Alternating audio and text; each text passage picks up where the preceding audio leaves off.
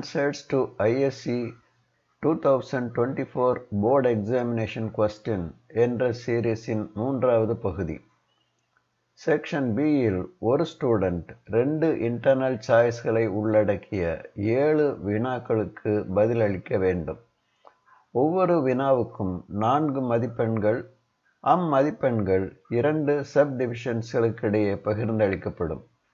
இங்கு வினா அதற்கு பகிர்ந்தளிக்கப்பட்ட மதிப்பெண்களுடன் பதில்களையும் நான் கொடுத்துள்ளேன். இப்போது பதில்களை பார்ப்போம். First question. Milk is used for making curd, sweets and chocolates. What type of demand does milk have? Give a reason. மில்கனுடைய டிமாண்ட் ஒரு காம்போசிட் டிமாண்ட். ஏனென்றால் அது கர்ட் செய்யவும், ஸ்வீட் செய்யவும், சாக்லேட் செய்யவும் பயன்படுத்தப்படுகிறது. பல பயன்களுக்கு உபயோகப்படுத்தக்கூடிய குட்ஸ்களுக்கான டிமாண்ட் காம்போசிட் டிமாண்ட் என அழைக்கப்படும். உதாரணமாக எலக்ட்ரிசிட்டிக்கான டிமாண்ட் காம்போசிட் டிமாண்ட். ஏனென்றால் அதனை lighting, cooking, washing, operating fans, air conditioners, machines, locomotives, two-wheelers, four-wheelers போன்ற பல செயல்களுக்கு பயன்படுத்த முடியும். Second question. Figures A, B and C given below represent different types of demand curves. What kind of good does each of these demand curves represent? Give a reason for each of these curves. Graph A-ஐ எடுத்துக்கொள்ளுங்கள். இந்த demand curve good X என்பது ஒரு necessary good என்பதை சித்தரிக்கிறது. Income demand curve தொடக்கத்தில் மாடரேட்டான ஸ்லோப்புடனும் பின்பு ஸ்டீப்பான ஸ்லோப்புடனும் மேல் நோக்கி உயர்ந்து செல்கிறது. இதையே வேறு விதமாக கூறுவதானால் தொடக்கத்தில் குட் எக்ஸின் இன்கம் டிமாண்ட் ரிலேட்டிவ்லி எலாஸ்டிக்காகவும் பின்பு ரிலேட்டிவ்லி இன்எலாஸ்டிக்காகவும் உள்ளது. இந்த காரணங்களுக்காக குட் எக்ஸ் ஒரு நெசசரி குட்டாகத்தான் இருக்க முடியும். இனி கிராஃப் பியை பாருங்கள். இது குட் எக்ஸ் குட் ஒய்யின் சப்ஸ்டிடியூட் குட் என்பதை காட்டுகிறது. ஒய் ஆக்சிஸில் குட் ஒய்யின் விலையும் X ஆக்சிஸில் குவான்டிட்டி டிமாண்டட் ஆஃப் குட் எக்ஸும் அளவிடப்பட்டுள்ளது. மேல் நோக்கி உயர்ந்து செல்லும் கிராஸ் டிமாண்ட் கர்வ் குட் ஒய்யின் விலை அதிகரிக்கும் போது குட் ஒய்க்கு பதிலாக குட் எக்ஸை சப்ஸ்டிடியூட் செய்து கன்சியூமர்ஸ் அதிகம் வாங்க தொடங்குகிறார்கள் என்பதை காட்டுகிறது. கிராஃப் சியை பாருங்கள். இங்கு குட் எக்ஸ் குட் ஒய்யின் காம்ப்ளிமெண்டரி குட் ஆகும். குட் எக்ஸின் கிராஸ் டிமாண்ட் கர்வ் கீழ் நோக்கி சரிந்து செல்கிறது. அதன் பொருள் என்னவென்றால் ஒரு கன்சியூமர் குட் எக்ஸையும் குட் ஒய்யையும் இணைந்தே கன்சியூம் செய்ய வேண்டும் என்பதே ஆகும். எப்போதெல்லாம் ஒரு கன்சியூமர் விலை குறையும் போது குட் ஒய்யை அதிகம் கன்சியூம் செய்கிறானோ அப்போதெல்லாம் குட் எக்ஸையும் அதிகமாக கன்சியூம் செய்தே ஆக வேண்டும். Third question. A huge production of onion and lack of storage facilities have caused a continuous fall in its price. This may adversely affect the production of onion in the subsequent year.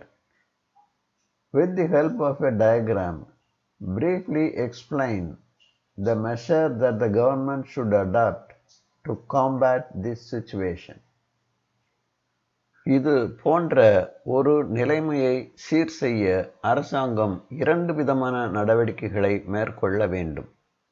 1. அரசு floor பிரைசிங்கை நடைமுறைப்படுத்த வேண்டும். 2. அரசு அதிகப்படியான ஆனியனை நல்ல storage ஃபெசிலிட்டியை ஏற்படுத்தி கொண்டு வாங்க வேண்டும். இந்த கிராஃபை பாருங்கள்.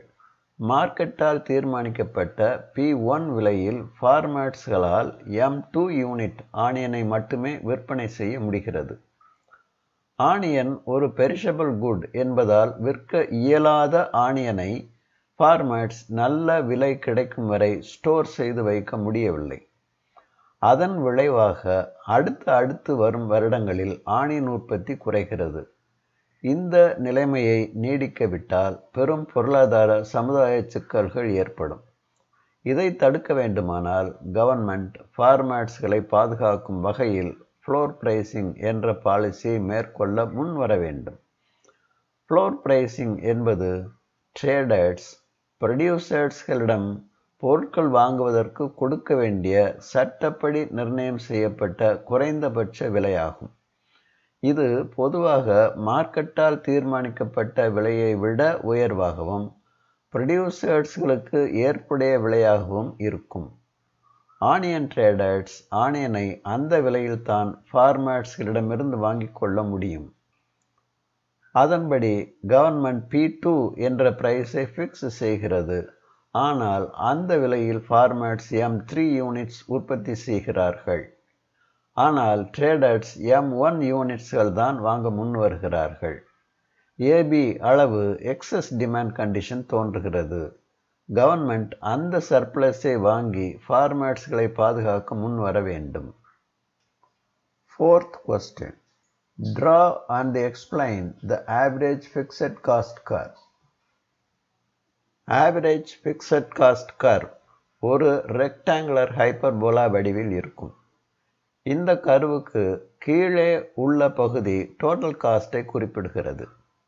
அவுட்புட் 20 யூனிட்ஸ்களாக இருக்கும்போது average fixed cost 10 rupees. Total cost 20 into 10 200 rupees. அதே போன்று அவுட்புட் 40 யூனிட்ஸ்களாக இருக்கும்போது average fixed cost 5 rupees. Total cost 5 into 40 200 rupees. Total cost ஆனது சரிசமமாக அவுட்புட்டுகள் மீது கணக்கிடப்படுவதால் அவுட்புட் அதிகரிக்க ஆவரேஜ் ஃபிக்ஸட் காஸ்ட் அல்லது ஃபிக்ஸட் காஸ்ட் பர் யூனிட் குறைந்து கொண்டே செல்கிறது. கர்வின் லோவர் டெயில் எக்ஸ் அச்சை நோக்கி செல்லுமே தவிர எக்ஸ் அச்சை தொடாது. ஏனென்றால் டோட்டல் காஸ்ட்டும் அவுட்புட்டும் எப்போதுமே ஜீரோவாகவோ அல்லது நெகட்டிவாகவோ இல்லாமல் பாசிட்டிவ் வேல்யூவாகத்தான் இருக்கும். Fifth question. With the help of a diagram, explain the relationship between average product and total product under the law of variable proportions. First relation. ஒரு நேர்கோடானது ஆரிஜினிலிருந்து வரையப்படும் என்றால் அது டோட்டல் ப்ராடக்ட் கர்வில் உள்ள A என்ற புள்ளிக்கு டேஞ்சண்டாக அமையும். அத்தகைய கேரக்டர் இந்த ஒரு கோட்டிற்கு மட்டுமே உண்டு. இவ்வாறு ஆரிஜினிலிருந்து வரையப்படும் பிற கோடுகள் அனைத்தும் டோட்டல் ப்ராடக்ட் கர்வை வெட்டி கொண்டோ அல்லது டோட்டல் ப்ராடக்ட் கர்விலிருந்து விலகிக்கொண்டோ செல்லும்.